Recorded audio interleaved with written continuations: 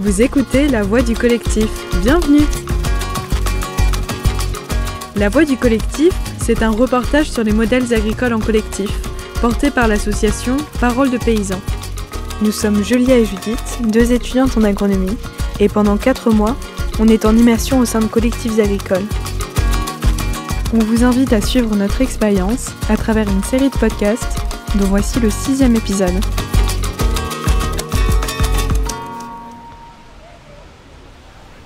Juste au sud de La Roche-sur-Yon en Vendée, dans un espace naturel assez typique du paysage bocager vendéen, se trouve le village Lavergne.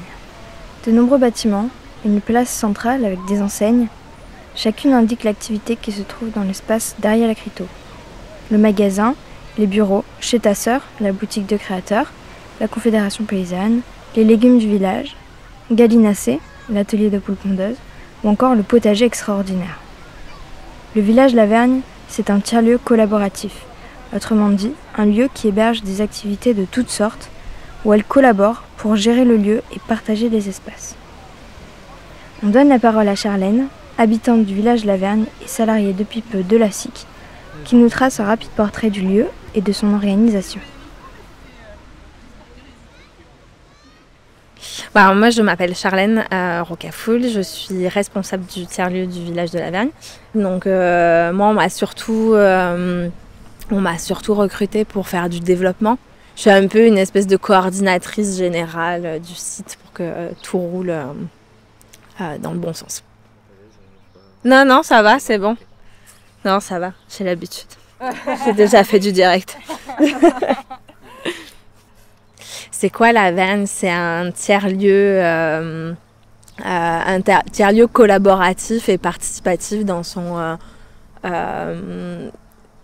organisation. Et en fait, l'ambition, elle est vraiment de défendre une autre manière de consommer, une autre manière de produire, mais que ça soit des fruits et légumes, que ça soit de produire de la valeur économique, de produire de la création, de l'artisanat.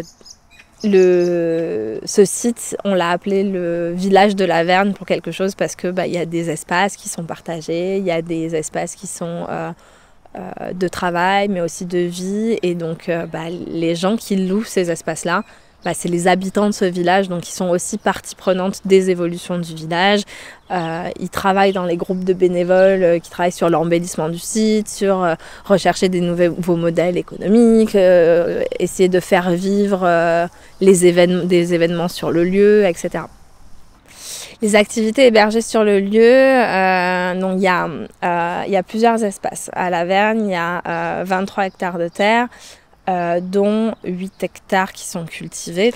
Il y a de la location de salles, salles des fêtes, salles de réunion, location de bureaux dans les bâtis pour des associations locales, le mouvement rural, la confédération paysanne, les PEP. Et du coup, il y a nos bureaux aussi à la SIC dans ces bâtis-là. Et il y a un magasin de producteurs. Il y a la boutique de créateurs chez ta sœur. Il y a des artisanes aussi, notamment Happy Workshop, qui fait de l'impression sur tissu bio et qui vend du tissu imprimé. Elle dessine les motifs et elles impriment ensuite sur des tissus bio. Voilà. Concrètement, qui est-ce qui fait vivre ce lieu ? Il y a beaucoup de bénévoles, en fait. Il y a beaucoup le site, il est vraiment... il roule avec aussi une force bénévole qui est très impliquée. Donc les bénévoles, ils sont 70, plus ou moins 70 actifs, 3 salariés permanentes du site. Et puis les habitants, ils sont une vingtaine.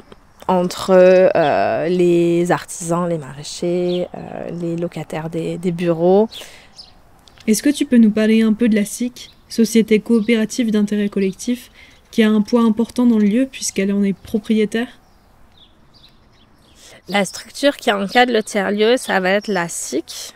Donc c'est une entreprise de l'économie sociale et solidaire qui a la particularité de rassembler dans ses sociétaires et donc qui peuvent monter au capital, des personnes physiques, des personnes morales, des collectivités, des entreprises, des citoyens. Enfin, il y a vraiment, on est sur des projets coopératifs qui se positionnent sur des champs d'action pour du bien commun en fait. Vraiment là, pour le coup, c'était l'alimentation, l'agriculture. On défend quelque chose, un intérêt qui est collectif, qui va servir au territoire aussi. C'est la particularité aussi de ces sociétés coopératives-là, c'est que qu'importe les parts sociales qu'on a prises, une personne égale une voix. Donc il y a un principe d'égalité sur les voix, en tout cas aux assemblées générales. Et il y a les parts sociales ne produisent pas d'intérêt, quoi. On n'est pas là, c'est pas capitaliste en fait. On veut pas capitaliser, c'est pas un placement pour se faire de l'argent, c'est un placement parce qu'on croit en un projet, on croit en les personnes qui le portent, et du coup on investit dans un projet de territoire. On n'investit pas dans une entreprise qui va nous rapporter des capitaux. Il y a aussi une association, l'association La Salade, qui a été créée en 2019 justement pour porter tout ce volet événements et animation. Donc en fait, l'idée pour ces prochains mois, ces prochaines années, c'est aussi de donner du poids à la salade pour qu'elle fasse vivre de la meilleure des manières ce lieu. Il y a une troisième structure qui émane aussi de la SIC directement, qui est un fonds de dotation et qui permet le mécénat et qui permet d'encourager aussi via le fonds des projets communs sur le site. On se penche sur les activités agricoles de l'Avergne avec Jérémy. Quelles sont-elles ? Comment elles interagissent entre elles ? Jérémy Sévenot, je suis sur le site donc, de la SCIC l'Avergne, je suis maraîcher. Je suis un des 3 associés du GAEC Les Légumes du Village, qui a été créé en janvier 2021. Donc sur le village de l'Avergne, on a plusieurs activités agricoles. Il y a donc du maraîchage, donc le GAEC. Il y a également le potager extraordinaire production maraîchère, qui est une entreprise d'insertion professionnelle par le biais du maraîchage. Il y a Cécile qui, elle, gère une exploitation de poules pondeuses et volailles chères. Yves Patrick, également, qui, lui, fait des plantes aromatiques et médicinales. Et puis, il y a une activité anière qui est en transition, là, pour le moment. Alors, sur les activités, du coup, agricoles, il y a certains liens, notamment, enfin, on va dire que par ordre de priorité, on va dire que celles qui sont avec l'entreprise d'insertion professionnelle, on partage beaucoup, ne serait-ce qu'avec les encadrants, qui sont eux des anciens maraîchers ou des anciens agriculteurs qui ont une cinquantaine d'années et qui ont beaucoup d'expérience. Donc déjà, pour moi en tout cas, la chose qu'on partage le plus finalement avec eux, enfin, qui partagent avec moi en tout cas, c'est leur expérience.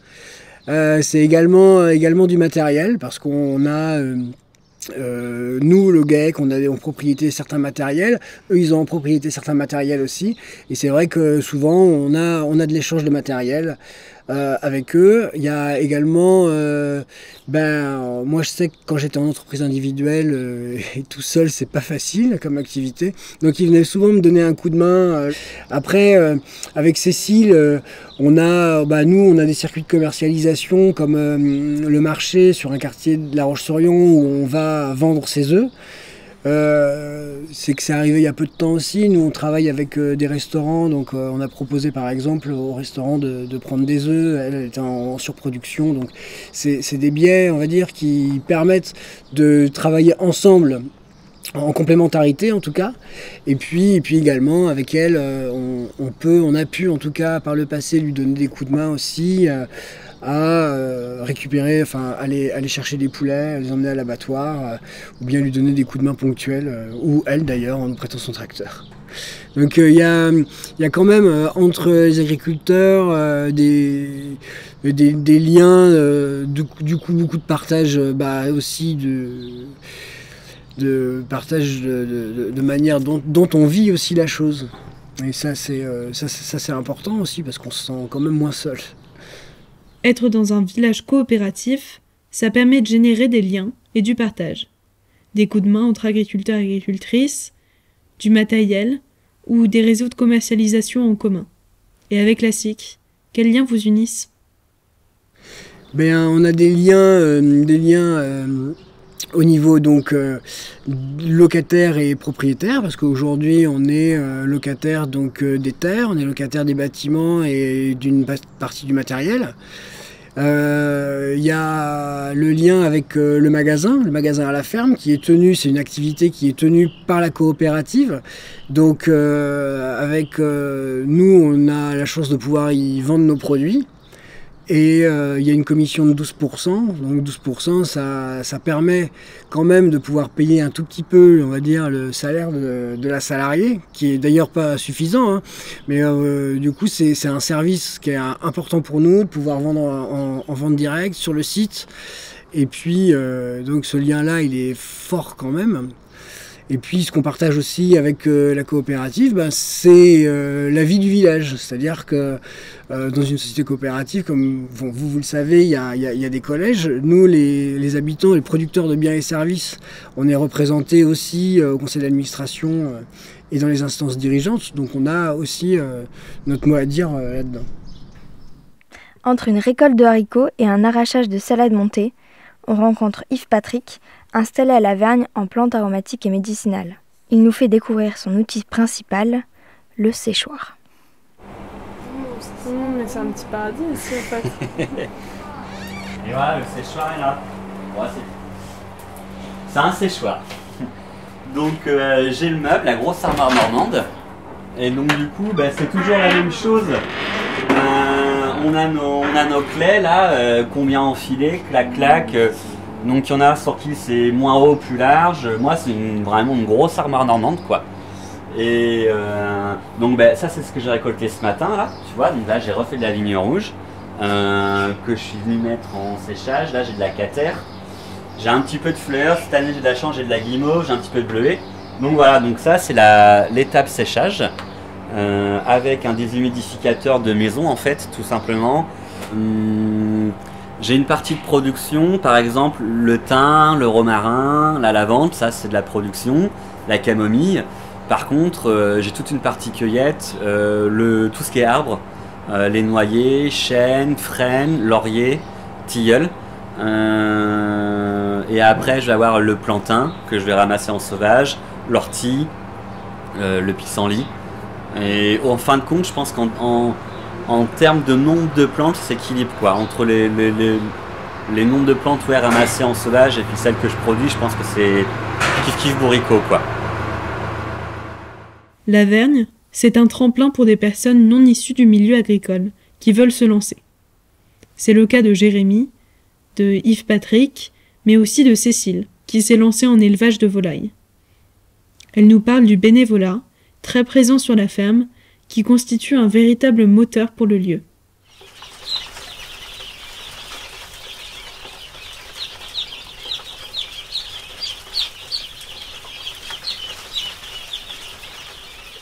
Donc, je suis Cécile Charrier, je suis l'éleveuse de la Vergne, du village de la Vergne. Donc, j'élève des volailles de chair et des poules pondeuses. Donc voilà, je produis des œufs et de la viande de poulet, de pintade, de poulet nantais, un peu de découpe. Voilà. Je fais ça en vente directe, je vends ici au magasin. Parce qu'en fait, il y a différents groupes de travail sur lesquels les bénévoles vont s'impliquer par rapport à leur affinité, par rapport à ce qu'ils ont envie d'apporter ici. Eh bien, ils peuvent s'impliquer dans le groupe magasin, donc pour faire des permanences. Voilà. C'est-à-dire qu'on a 3 jours d'ouverture dans la semaine et il y a 3 permanences à chaque fois. Donc on peut être en binôme pour donner un petit coup de main à la caisse, apporter les légumes, faire un peu de ménage au magasin. On a le groupe biodiversité aussi qui est super actif. Il y a le groupe entretien et aménagement Donc c'est un groupe qui est très important aussi, parce que le site il fait 23 hectares, et donc il y a du travail en termes d'entretien, en termes de repenser les aménagements pour que ce soit plus fonctionnel. Des bénévoles m'ont aussi soutenu moi sur mon projet d'élevage, puisque j'avais une partie de mes bâtiments qui se trouvait en arrière du magasin et du café de la Vergne, de la salle commune. Et c'était pas forcément très cohérent et très pratique. Pour des questions de mise aux normes aussi, il a fallu qu'il y ait la construction d'un bâtiment. Donc ce bâtiment-là a été construit en collaboration avec la SIC, avec les bénévoles. Voilà, sur la confection des pondoirs aussi, ils ont pu m'aider. Il y a eu aussi certaines personnes moi, qui m'ont aidé sur des problématiques particulières. Une fois, une bénévole, elle m'avait aidé à trier mes papiers. C'est vrai puisqu'elle avait travaillé en administratif, elle a apporté sa compétence, sa rigueur un peu. Et c'était plus intéressant d'avoir un effet miroir. Parce que comme je travaille, je suis la seule responsable de l'exploitation, je porte ça, quoi. Le bénévolat ici, il est de toute façon vital en fait. Pour la Vergne, on ne peut pas fonctionner sans. Sinon, il faudrait trouver d'autres moyens, d'autres financements possibles. Mais il est vraiment intégré à l'économie. On parle d'économie circulaire, vous le savez. Voilà, après, le bénévolat a aussi ses limites. Justement, il faut qu'on cherche aussi à bien vivre ensemble, quoi. On n'a pas les mêmes réalités, en fait. Tout simplement, le bénévole, il est ici parce qu'il le souhaite. Il est ici parce qu'il veut bien donner. Dans nos réalités, où il faut qu'on soit performant, efficace, et puis on est là tous les jours. Notre objectif, c'est de vivre et de survivre, parfois, même si on n'arrive pas toujours à se dégager un salaire. Alors que le bénévole, il n'a pas cette problématique-là. Donc on n'est pas toujours sur les mêmes niveaux d'enjeux. Les enjeux, en fait, nos enjeux ne sont pas les mêmes. Les bénévoles s'impliquent notamment régulièrement au magasin. Porte d'entrée sur le village, on y interroge des clients.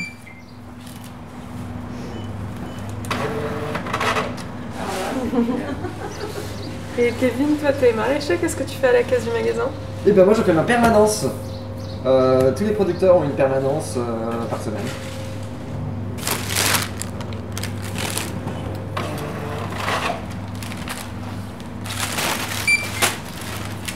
Par carte? Oui.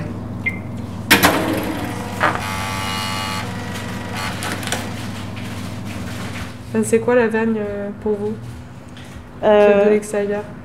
Comment vous définiriez moi je fais comme un lieu coopératif. Je faisais du yoga avant, il y a 2 ans ici. Donc en fait, je sais qu'il y a les créateurs qui sont là. C'est un lieu de production coopératif, de création. Un village, quoi. Un village coopératif. Voilà. Je suis venue déjà régulièrement avant, donc j'étais contente quand il y avait un repreneur avec d'autres activités, les locations de salles, etc. C'est très bien. Et j'ai donné aussi une part sociale pour que ça redémarre. La nature, voilà. La campagne. Ok. Voilà, donc des produits frais, produits bio. Voilà, tout simplement. Si le village en est arrivé là aujourd'hui, c'est qu'il est le fruit d'une bataille. 2 années de persévérance pour acquérir collectivement le lieu, puis des efforts au jour le jour pour le faire fonctionner, l'entretenir, déterminer ses futures orientations, etc. On laisse Claudie, une des 10 fondatrices du lieu, nous raconter son histoire. En fait, je suis Claudie Boileau et antérieurement, j'ai été toujours attachée au milieu agricole. Alors, il y avait un atelier, au départ de la Vergne, il y avait un atelier thérapeutique qui permettait à des personnes sortant d'hôpital psychiatrique d'avoir des soins pour retrouver sens à leur vie ordinaire. Ce qui se faisait, c'est qu'en fait, il y avait du maraîchage bio, avec de la vente directe au magasin. Il y avait un magasin. Il y avait un atelier de poules pondeuses et de poulets de chair avec un abattoir et une vente directe également au magasin. Et en fait, il y avait 40 personnes qui étaient accompagnées donc, par des éducateurs et des personnes infirmiers pour voilà, leur redonner goût en fait, à la vie. Parce que c'était des gens qui étaient en fait dépressifs. Et ça a été des très bons résultats et des très bons échanges entre, je dirais, le public, parce que c'était ouvert au public, par le magasin notamment, par la rénovation de fauteuils, donc il y avait des gens qui apportaient leurs fauteuils, donc il y avait la rénovation, et il y avait aussi des événements, ils faisaient des événements publics, ce qui fait que les personnes qui étaient en soins reprenaient contact avec le public, et ça c'était important dans cet atelier, dans cet espace, de faire ce genre d'activité pour qu'ils reprennent avoir envie de recontacter des gens. Donc ça a été effectivement une belle expérience sur le territoire, parce que les gens venaient naturellement sur ce lieu pour soutenir toute cette démarche en fait de soins thérapeutiques. Quand ils sont partis, nous en fait on s'est posé la question, on a su que c'était en vente et on savait l'histoire de ce lieu et on savait le potentiel parce que nous on avait beaucoup d'idées sur l'économie sociale et solidaire, sur développer des initiatives alternatives aux problèmes sociétaux d'aujourd'hui et on souhaitait se regrouper à plusieurs pour essayer de relever ce défi, de racheter ce lieu et de refaire vivre ce lieu.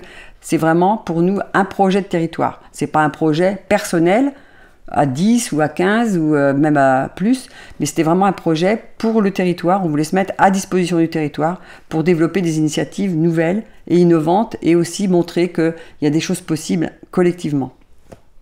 Alors avec ce groupe-là en démarche, on a essayé de voir si d'une part le propriétaire antérieur, Adapayaria, était prêt à nous vendre à nous, parce que nous on n'était pas du tout, on n'allait pas travailler sur le lieu parce qu'on était tous des retraités, mais savoir si ils étaient prêts quand même à nous vendre. Et il y avait plusieurs acteurs qui étaient intéressés pour acheter. Sauf que nous, on était un collectif, alors que les autres acteurs qui étaient demandeurs d'acheter étaient des personnes individuelles. Du fait que c'est passé par la SAFER, c'est un organisme qui gère le foncier nationalement, ça nous a obligés à rentrer dans la règle de vente de terre, en fait. Et donc, ils nous ont demandé qu'on installe des jeunes agriculteurs là-dessus, et ils voulaient être sûrs qu'on avait bien des jeunes à installer. Et ça, c'est ce qu'on a fait. On a fait une recherche sur le territoire pour voir s'il y avait des jeunes qui voulaient s'installer. Et on a effectivement trouvé des jeunes qui ont voulu s'installer. Donc on a fait faire une étude économique par un centre de gestion officiel pour mettre dans le dossier comme quoi c'était pas pour nous, personnellement, d'exploiter, mais c'était bien pour installer des jeunes. Oui, on a rencontré beaucoup de difficultés. On a rencontré des difficultés d'une part au niveau financier, parce qu'on n'avait pas d'argent en poche. Et donc, on a été obligé d'aller voir les banques, bien sûr. Les banques nous ont dit que dans la mesure où on n'avait pas d'argent, qu'on ne les intéressait pas. Et en fait, on a aussi, de fil en aiguille, on a su qu'il y avait des cigales, qui sont des gens qui remettent en commun, qui font un pot commun pour faire une cagnotte pour soutenir des projets collectifs. Et donc, ils nous ont demandé à nous rencontrer. Et eux, ils ont été, avec un peu de précision, mais ils nous ont accepté de nous soutenir. Et on a fait une réunion publique pour voir sur le territoire si les gens pensaient que c'était intéressant qu'on achète ce lieu. Et en fait, on a été très vite soutenus par un grand nombre de personnes et d'organisations associatives. Et donc, comme on a été soutenus par des cigales et par des personnes privées, on a réussi à avoir une somme conséquente. Et du coup, on est retourné voir les banques et les banques ont accepté de nous financer. Les prêts qu'on a fait auprès des deux banques, Crédit Coopératif et Crédit Agricole, ont été cautionnés par les deux collectivités, le conseil départemental et la Roche Agglomération. Et ça a été plutôt positif parce que les politiques ont continué à nous soutenir. Après, on a eu des difficultés d'ordre agricole parce qu'effectivement, il y avait des agriculteurs sur le territoire qui voulaient aussi installer leurs fils, mais pas en agriculture biologique, alors que nous, on voulait maintenir cette activité qui était déjà en écologie, on voulait le maintenir. Pourquoi parce qu'effectivement, ici en Vendée, on a une pression syndicale agricole, FDSEA et FNSEA, qui est très forte. Et historiquement, ils ont le monopole en fait du foncier sur le territoire vendéen. Et donc, quand nous on est arrivés, ils savaient qu'on était plutôt, je dirais, de sensibilité différente. Et ils ne comprennent pas que ça peut être d'autres gens que des agriculteurs qui aient ce foncier. Pour penser à un nouveau modèle qui réponde aux enjeux actuels, quoi de mieux que regrouper ces enjeux dans un même lieu et les mettre en lien? Charlène nous explique que l'idée du lieu, c'est d'intégrer la question agricole dans une démarche et une réflexion globale. D'avoir toutes ces activités sur un même lieu, ça permet une synergie et ça permet de décloisonner en fait les différents secteurs d'activité. C'est-à-dire qu'on ne traite pas l'agriculture comme étant seulement de l'agriculture, mais aussi parce que l'agriculture, ça produit des aliments qui sont vendus dans un magasin qui reçoit des citoyens et des consommateurs. Il y a une espèce de mouvement général qui permet de plus penser en silo toutes les dimensions de l'alimentation, en fait, de la production jusqu'à la consommation. Ça permet de réfléchir en fait de manière systémique les problématiques agricoles et alimentaires et pas seulement juste on va travailler sur l'agriculture mais sans travailler sur les relations entre producteurs et consommateurs ou sur les entre producteurs et structure de vente comme un magasin. Voilà, ça permet vraiment de travailler de manière globale cette thématique qui est centrale et essentielle dans nos vies en fait, qui est l'agriculture et l'alimentation. Pour ce qui est des activités agricoles, elles sont plongées dans un lieu où baigne une grande diversité d'activités et de secteurs. Ici, les agriculteurs et agricultrices peuvent faire partie des instances décisionnaires de la SIEC, intégrer divers groupes de réflexion qui les intéressent ou échanger avec les artisanes présentes sur le site. Un foisonnement d'idées qui fait émerger en permanence des projets nouveaux. Alors, l'engagement des producteurs sur la vie du village, il est... c'est difficile de répondre, je réfléchis. Il est multiple. Il est dans l'engagement, on va dire, de la direction, des conseils d'administration, de la commission exécutive. On s'implique aussi, on essaye en tout cas de s'impliquer à travers l'association La Salade, qui est présent sur le site pour tenter de développer en fait de l'animation sur le site. Kevin, lui, il est l'autre associé, il fait partie de groupes de travail parce qu'au sein de la société coopérative, il y a plusieurs groupes de travail et donc on prend un petit peu tous des responsabilités là-dedans. Alors lui, c'est dans la communication. Et moi, je connais personne en Vendée. Et arrivé là, ça m'a permis aussi de connaître, si tu veux, ça m'a permis de connaître un réseau. Donc un réseau de personnes, de consommateurs, un réseau de bénévoles qui sont impliqués. Et puis après moi comme j'étais pas issu du milieu agricole, effectivement j'ai pu rencontrer aussi d'autres agriculteurs et puis on peut échanger sur nos pratiques. Moi au tout début que j'étais là, ça m'a super motivé parce que je me suis dit que l'essentiel c'était de pouvoir avoir une transversalité entre les activités qui étaient présentes sur le site. Et du coup, j'ai demandé à des filles de Happy Workshop de faire mon logo. Donc, elles m'ont fait un logo. J'ai demandé à des artisanes de me faire des sacs à vrac pour aller les vendre sur le marché.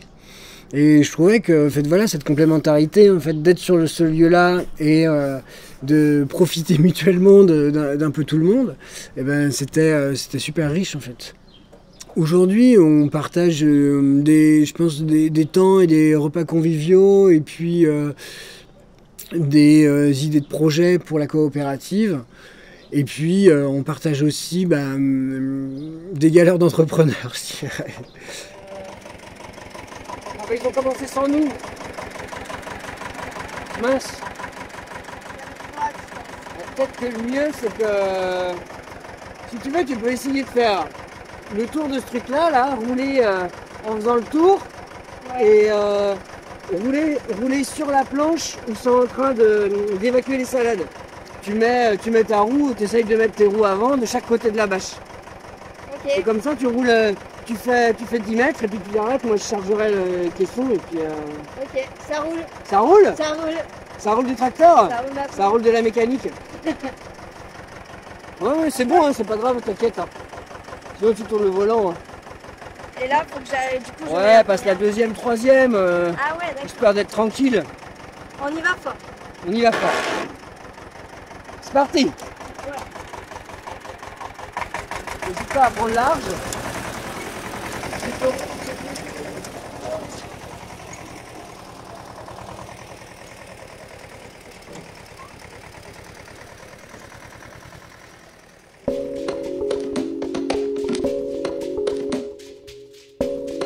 La Vergne, c'est un lieu où la transmission et l'apprentissage sont rois. Ils naissent des échanges entre les anciens et les nouveaux, les expérimentés et les novices. On en a fait l'expérience lors de notre venue. On a beaucoup appris sur le maraîchage avec Jérémy, Kevin et Adélaïde. Merci à eux. On a vraiment ressenti par les expériences et les rencontres réalisées à la Vergne qu'il s'agit d'un lieu ressource pour toute personne qui veut comprendre, apprendre et développer des projets, et ce dans l'optique de produire et consommer autrement. Merci encore à Claudie et Denis pour leur accueil à La Roche-sur-Yon. On vous retrouve pour un nouvel épisode au Battement d'Ailes, centre agroécologique et tiers-lieu nourricier en Corrèze.